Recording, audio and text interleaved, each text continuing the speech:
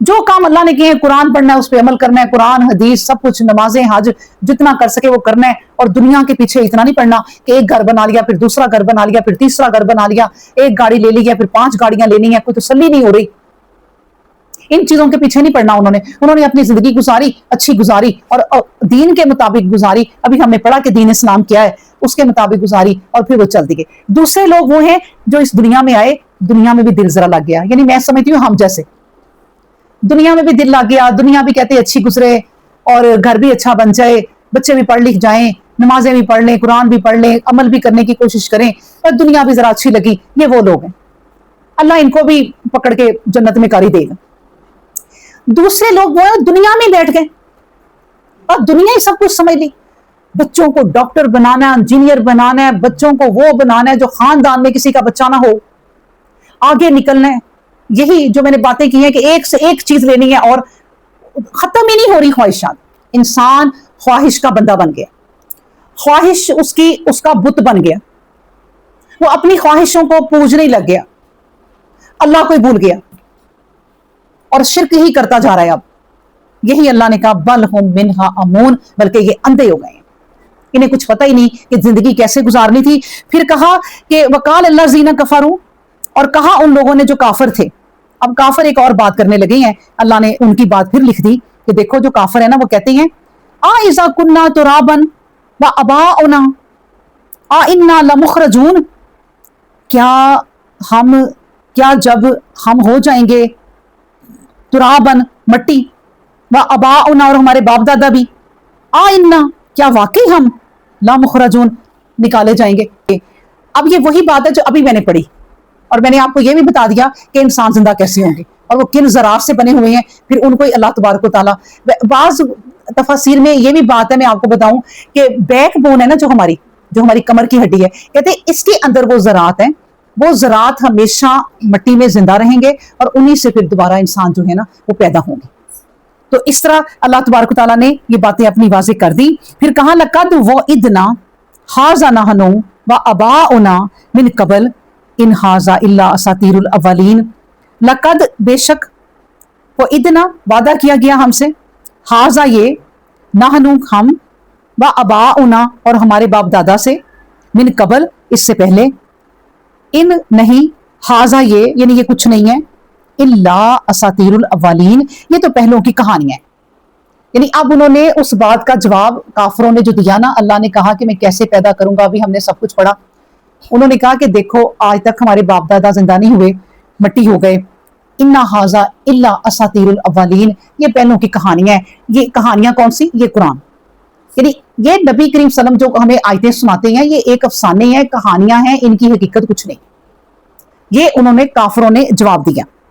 फिर अल्लाह तबारक तआला ने अगली बात क्या की कि कुल सीरू फिल अर्दी, कुल सीरू फिल अर्दी, देखो इन्हें कहोगे फिर जमीन की सैर करो, फनजुरू कैफ़ काना आक़िबतुल मुजरिमीन, देखो फिर जरा कि उन मुजरिमों का टिकाना क्या हुआ, उनका अंजाम क्या हुआ।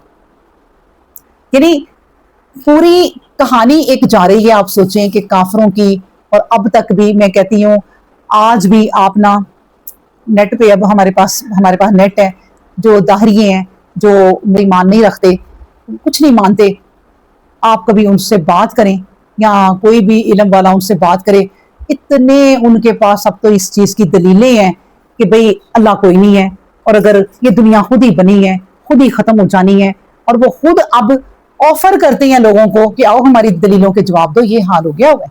यानी अल्लाह फिर उनको इतनी खुली छुट्टी मिल जाती है कि अल्लाह कहता है और बढ़ो तुम अपने इस इल्म में, और बढ़ो अपने इल्म में।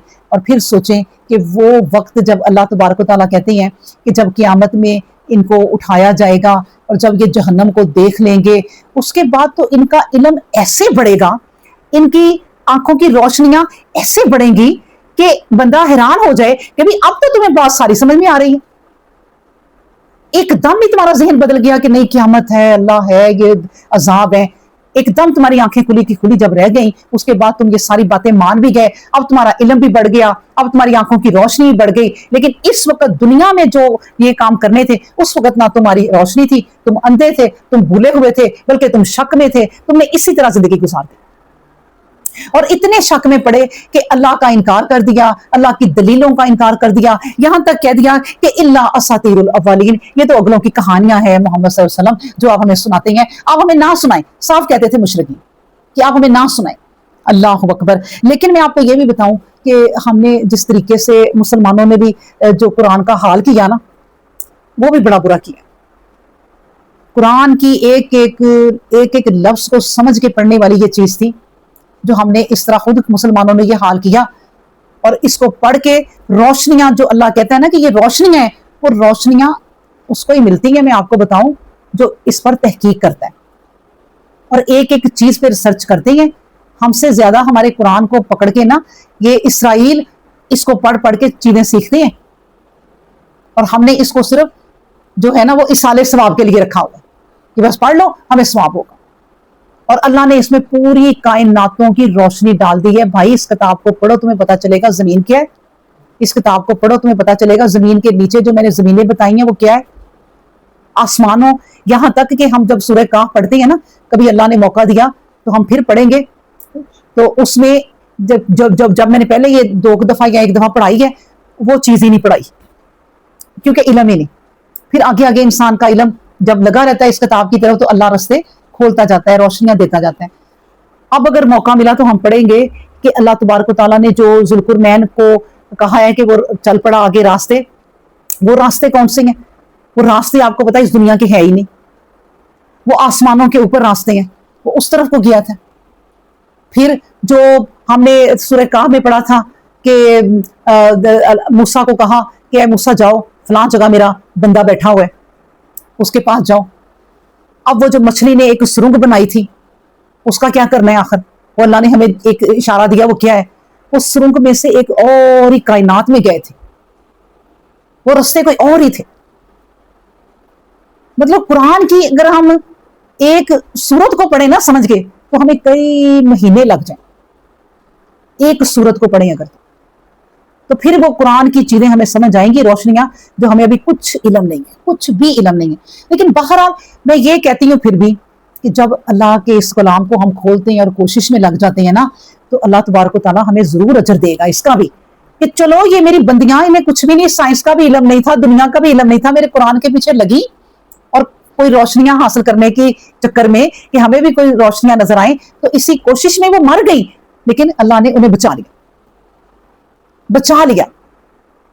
تو ایسے لوگ جو اللہ کے وہ بندے نبی کریم صلی اللہ علیہ وسلم کے بعد اب کہاں آئیں گے ویسے، لیکن اللہ والے آئیں گے ابھی بھی، جو اس قرآن کی وہ حقیقتیں بتائیں گے نا جو ہم جان بھی نہیں سکیں گے کہ وہ کیا ہے، ہماری سمجھ میں نہیں آئیں گی چیزیں لیکن سمجھائیں گے وہ۔